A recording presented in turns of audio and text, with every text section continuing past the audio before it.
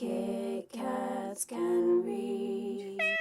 Hey guys, it's Katie. Welcome to another video, and in today's video I'm going to be sharing with you chapter number 3's reading progress and my book choice. So I'm going to be reading chapter 3 along with you, as well as sharing with you the choices and the paths that I go. In chapter number 2 I selected a couple of paths which led me to a certain path.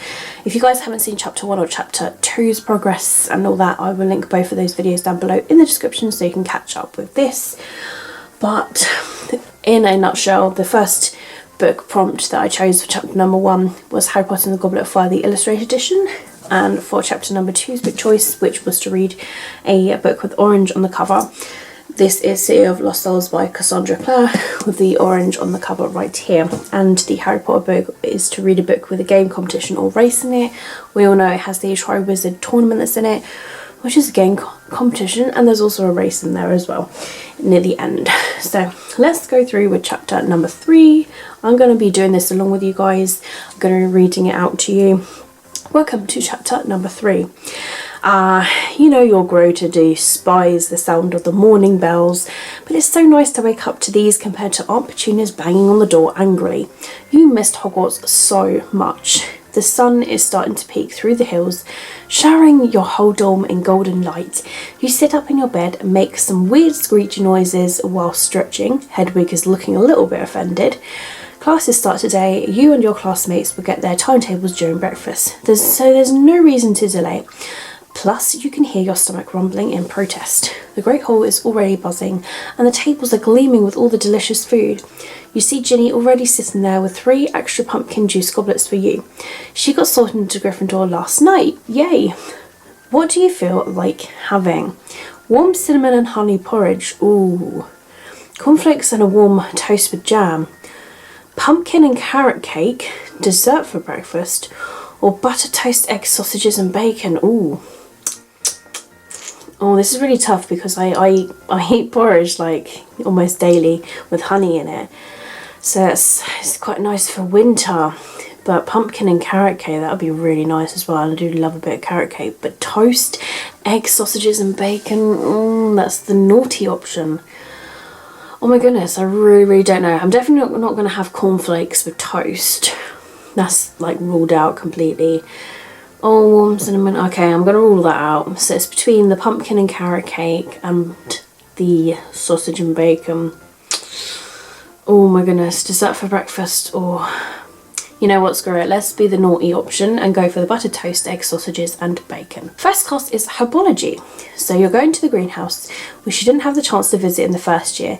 This one is considerably louder than any of them you've been in before. There's constant rustling and whispering. There's a couple of rows of what look like simple plants, but they do seem to shuffle and sway slightly. Professor Sprout greets everybody with a broad and eager smile, as well as a pair of super fluffy earmuffs. As the class progresses and you learn all about the curious properties of mandragoras, you do start to wonder how it is that Hogwarts allows you to do all of these crazy things. As Professor points out, the mandragora screams will not kill anyone as they're too young, but Neville does faint when they start repotting them. This is so much more fun than the Muggle lessons. A couple weeks have passed with little to note, which is unusual for you, until one day 3 things line up at once. Hermione points at the news sheet on the announcement board back in the common room. They're starting a dueling club, says Seamus. First meeting is tonight. I wouldn't mind dueling lessons. They might come in handy one of these days. You have stumbled upon an angry Filch on your way to lunch after another herbology class, and he was about to put you in detention because of all the dirty footprints that you left. Thankfully, nearly Edna's Dick has seen this and encouraged Peeves to cause some havoc as a distraction. Not that you think Peeves needed that much encouraging for that, but still, Nick has mentioned that he is planning his 500th Death Day party. I'm holding a party down in one of the roomier dungeons. Friends will be coming from all over the country. It would be such an honour if you would attend. Mr. Weasley and Miss Granger will be most welcome too, of course, but I dare say you'd rather go to the school feast. If that's not enough, Wood has been pushing the whole Gryffindor Quidditch team to go for extra practice rounds. He is really determined to win the Quidditch Cup this year. You are already training 3 times a week, but he's now holding some extra non-mandatory. Wood said that with such distaste and pain that the whole team thinks Professor McGonagall had to threaten him with extra schoolwork if he forces the team to spend even more hours on the field instead of studying. Exactly, said Wood. He was tall and burly, 6th year, and at the moment his eyes were gleaming with mad enthusiasm. It's part of our new training programme. Come on, grab your broom and let's go, said Wim heartily. None of the other teams have started training yet. We are going to be the first off the mark this year. Sadly, you don't yet know of a spell that would allow you to split yourself in 3, although it would be very helpful. So you have to pick what you will do tonight. So, go to the Jordan Club meeting, go to the Quidditch practice, or go to Nearly Headless Nick's 500th Death Day party. It's quite a tough decision, I must admit. I feel like I would really enjoy Quidditch, but the Dueling Club would be really awesome as well. I'm going to go to the Dueling Club, because I just think that would be awesome. The Great Hall has been remade for this particular occasion.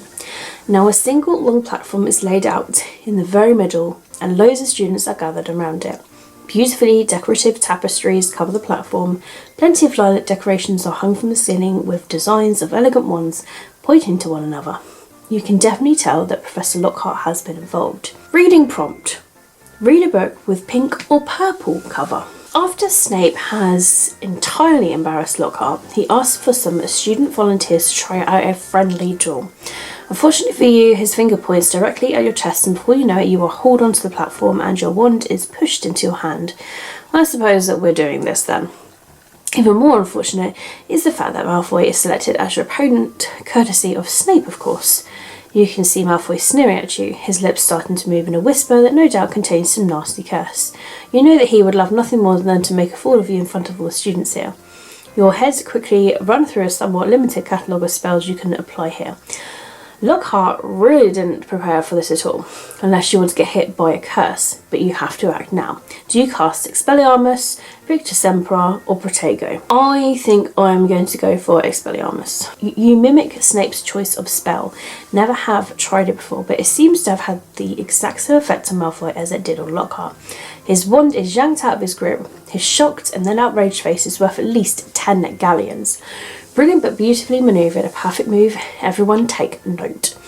Another few couples battle it out. A girl named Alice Pepper has shot a powerful water stream at her opponent, who has cast a redirection spell at the very last moment, sending the water directly at Lockhart again. Dueling continued until one boy accidentally sets the tapestry on the podium on fire, at which point Snape has called it a day.